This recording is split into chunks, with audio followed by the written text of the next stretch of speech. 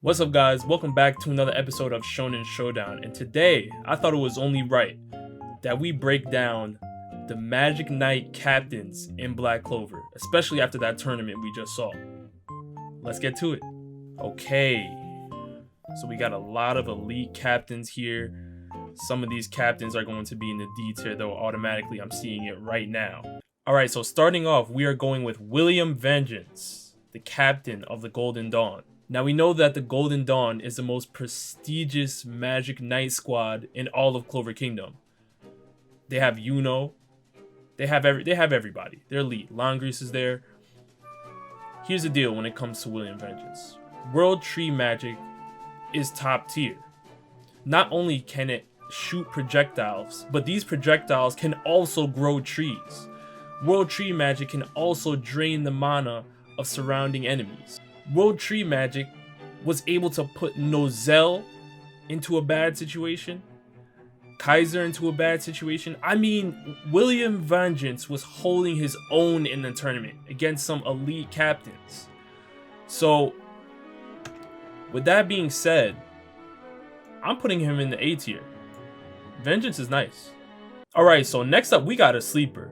We got Dorothy Unsworth, the captain of the Coral Peacock. Now, let me just tell you something about Dorothy. Dream Magic is one of the most cheese abilities I have ever seen in Black Clover thus far. Listen, the fact that she can put magic abilities into the dream world makes her virtually unstoppable unless you know how to escape her dream world. Let's look at the opponents that were able to escape Dorothy's dream world thus far. One, we have Vanessa, who used the Red Thread of Fate, which is a cheese ability all around. She can literally change fate. And the most recent case is Yami. And what did Yami have to do to escape Dorothy's dream world? He had to literally cut the dimension, because in Dorothy's dream world, she was applying so much pressure that she was making clones of Yami that he had to keep fighting continuously. How are other Magic Knight captains really going to deal with this type of power? You'd let me know. Dorothy is a beast. The fact that she can put somebody into her dream world and she can take projectiles and even put those into her dream world and negate attacks just makes her top tier. My only problem is I don't know if she's S tier yet, but she's automatically A. Automatic. Next up we have Jack the Ripper, the captain of the Green Mantis Magic Knight squad. Jack is not bad. Slash magic, it's alright. Close range, he's a beast. Long range, I have questions. Now we saw him putting a little bit of pressure on William Vengeance's World Tree Magic.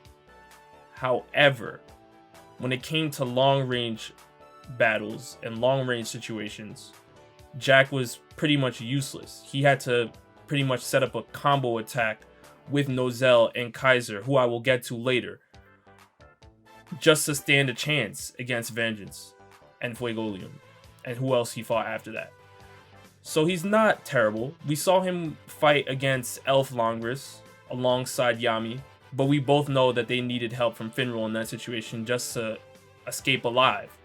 So he wasn't ideal there either. But he's not a bad captain. I'll put him in the B tier. I think that's fair to say. Next up we have Charlotte Roselei, the captain of Blue Rose. Charlotte, Rose Magic, great in long range situations. Close range situations, haven't seen much. I wouldn't say she's bad. Here's the deal. She can grab multiple objects, grab people, run around. She's pretty agile. But when it comes to close range combat, she's virtually useless, as far as I'm concerned. We know that she was pretty much bodying her entire squad when she was trying to train, so she's leagues above them. But is that really saying much? I mean, Soul is pretty much the only person there viable besides the captain. I mean, the Blue Rose squad is just atrocious. But I don't think she's the worst. I just think she has to prove more. So I'm going to put her in the C tier. Next up, we have Fuegolion, leader of the Crimson Lion. Now, Fuegolion is a straight dog. Listen, I like to call him baby mereoleona because that's pretty much what he is to me.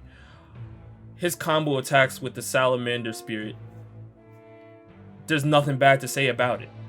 We just saw in the tournament that 2 captains had to team up just to hang with Fuegolion. That was Nozel, and that was also Kaiser. Fuegolion's heat and his mastery of fire just automatically puts him in the top tier. There's not many captains that can hang with him. Automatically top tier, but I can't put him in the S tier just because we'll see who's S tier later. He's A. Next up, we have Nozel Silva, the leader of the Silver Eagles.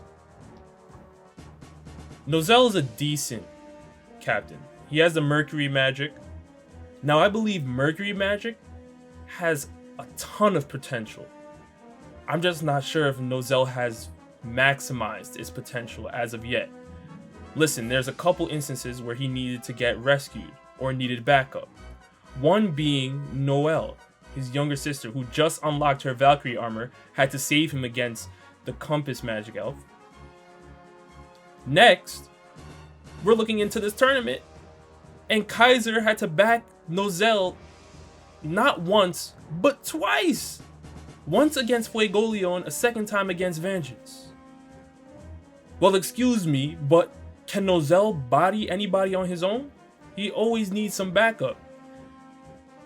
And I don't believe he should, because Mercury magic has elite techniques. I mean, he can form cages around people.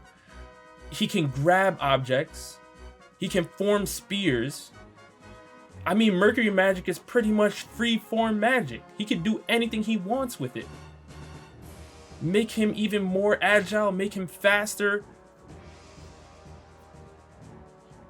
Nozel's got to figure it out, but he's not bad. I think he's B tier. He can't see Fuegolion right now. Next up, mereoleona, captain of the Royal Knight Squad. I mean, listen, as Fuegolion's older sister, there's nothing else I really need to say here other than look at her mana zone and what she was doing with Raya. Look how she was fighting multiple different elves. Look at her mastery of fire magic. Look at how much the other Magic Knight captains and their squads have respect for her. They revere her. She's an elite captain all around. I'm putting her in S tier. I don't think there's any debating that. Next up, we got Yami Sukehiro, leader of the Black Bulls. Yes, Yami, top tier mana zone. Has a dimension slash technique, which is a top tier ability because it can cut through Dorothy's dream world. It can cut through the word soul devil. It can cut through anything. Yes, it takes time to charge up, but he's agile enough. He has a great mastery of handling ki. I don't have any questions when it comes to Yami. I think Yami's S tier, and you should too. Alright, so next up we have Rill boismortier, leader of the Azure Deer. You know, I wanted to cut Rill some slack, because he is the youngest captain. But he got maxed out by Charmy, while he was powered up in his elf form, might I add. That's a bad look.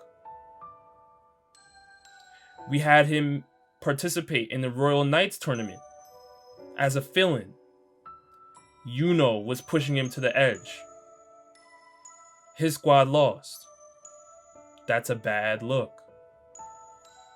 After Rill's fight with Charmy, he couldn't even participate in this Magic Knight Captain tournament.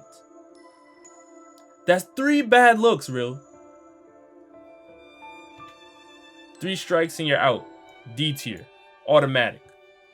He's the youngest, but I don't care. He's got to do better. Lastly, we have Kaiser, leader of Purple Orca. Kaiser is trash. I'm just going to say it for what it is. Listen.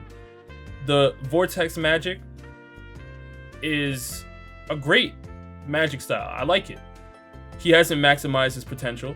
He mentioned that when he was in his powered up elf form, Fuegolion one-shotted him, and he wanted to get his revenge, while he's teaming up against Fuegolion with nozel. Fuegolion just one-shotted him again during the tournament. I mean, how trash can you be? Figure it out. You have vortex magic.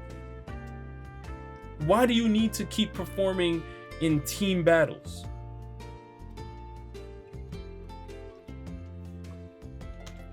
Kaiser is D tier. I don't think there's any debating that. Now you guys let me know. Do you agree with this list? Who's too high? Who is too low? And with that, I'll see you next time. Peace.